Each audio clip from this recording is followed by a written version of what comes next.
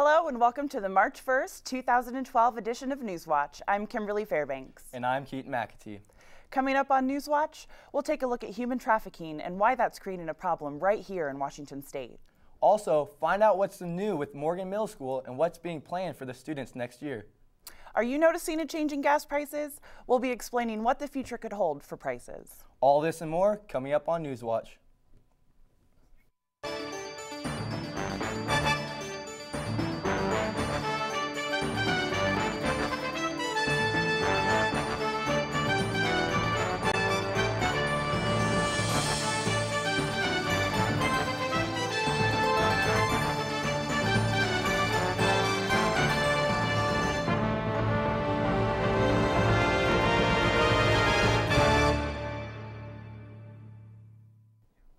New details tonight in the fight against human trafficking here in Washington.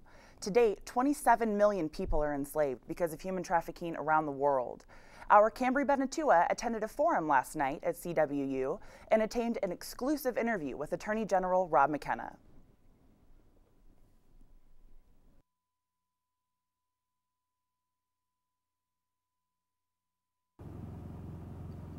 Human trafficking has become a hot topic among various organizations across the country, particularly in Washington State. As a survivor of human trafficking, Krishida Bajoum is no stranger to rape and slave labor. She came to bring awareness to Kittitas County as a keynote speaker at the Human Trafficking Forum. What was supposed to be a dream come true was my nightmare when I was brought to Oakville, Washington with 9 of my family members. It was a complete nightmare. Washington State Attorney General Rob McKenna has been a key player in combating human trafficking. Well, human trafficking is creating modern-day slaves of children, boys and girls, of adults, people who are being trafficked into labor, like on farms, on construction sites, and restaurants, and then adults and children being trafficked into the sex trade.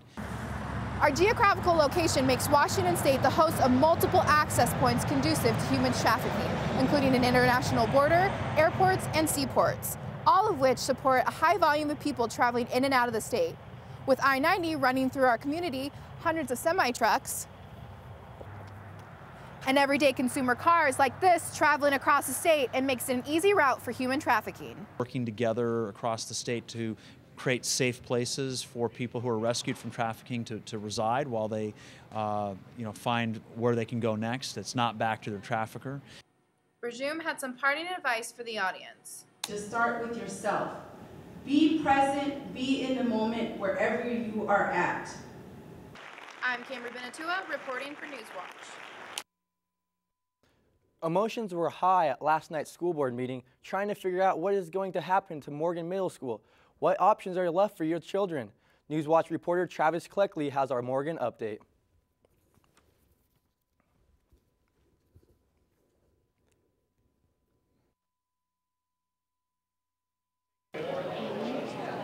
I'm here at the Hal Holmes Center where the group MOM, or Modernize Our Morgan, presented the people of Ellensburg with alternatives to tearing down and vacating Morgan Middle School. The people of Ellensburg are quite supportive.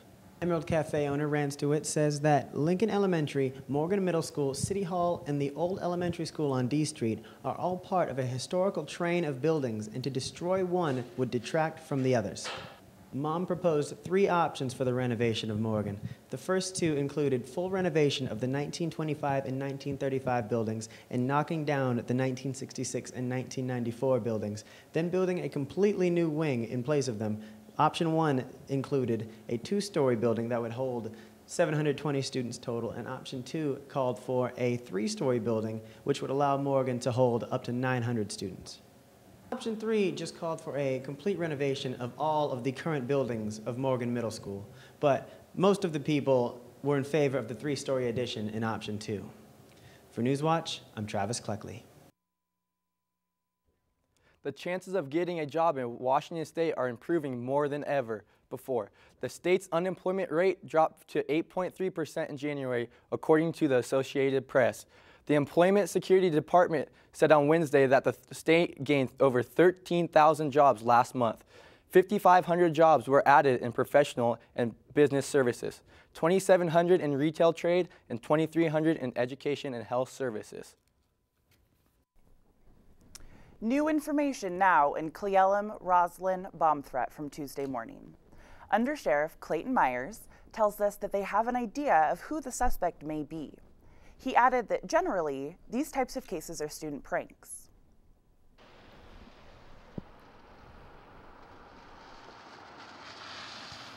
We do have a couple of leads. Our detectives, that's another thing that we do from the very beginning is we assign a couple of investigators to start running things down, and they do have a couple of leads. So it's looking like it was more than likely a student. A complete evacuation of the entire Cle Elum Roslyn School District happened for the first time Tuesday after a bomb threat was found. Within an hour, all students and teachers were moved to designated locations out of the bomb threat site. 2 students found the threat on a computer and notified the teachers. Law enforcement later arrived with fire crews and military bomb experts to sweep the area. No device was found, and school resumed with regular activities the following day. Kittitas Valley Community Hospital patients will soon begin to see changes to the hospital entrance. These changes will allow patients to access the emergency room through a separate entrance and will provide added security. Newswatch reporter Hannah Dahl has more on how the changes will benefit Kittitas County. Renovations to the emergency room at Kittitas Valley Community Hospital could last 3 months. The changes will provide patients with a dedicated emergency care entrance. KVCH will soon be able to meet the demand for emergency services and increase patient privacy, security, and access. Jeanette Jensen recently found herself in the emergency room. They took me into a little room right away, took my vitals, stuff like that. And then they said that they didn't have a room available, so I was gonna go sit in the hall bed. And I sat there for about 45 minutes. The director of the foundation at KVCH, Heather Paul, says patients will instantly be taken to a treatment or triage room. To avoid disruption to patient care, the renovation will be completed in 3 phases. The first phase involves installation of an automatic sliding door. Phase 2 entails relocation of the staff dressing room and remodeling existing staff room, nurse station, waiting room, and exam room. The last phase involves remodeling the existing clean room, triage, and nurse station. Communication and Marketing Director Amy Diaz explains how the renovations will benefit patients. The way the hospital is laid out now is all patients come into the same desk. And this way, emergency department patients will have their own waiting area, which they do now, but they'll also have their own reception area. The 8th Annual Magical Evening Gala and the Foundation's annual distribution to KVCH provided 90% of the $24,000 renovation. This is Hannah Dahl, reporting for Newswatch.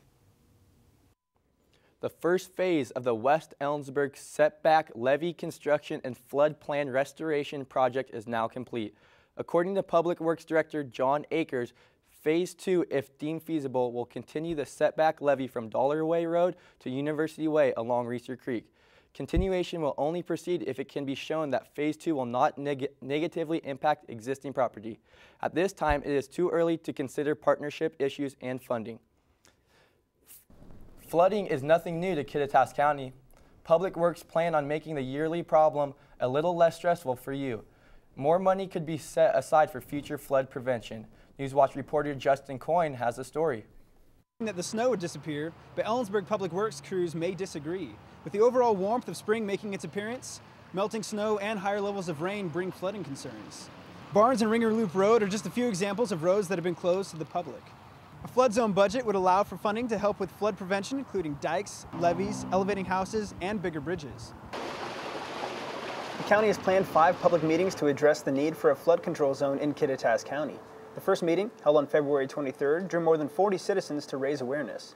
For more information, you can visit the Kittitas County Public Works website. Reporting for Newswatch, I'm Justin Coyne. Up next, are you going to be paying more at the pump? Also, how is Occupy movement still affecting Ellensburg? All this and more coming up in 90 seconds.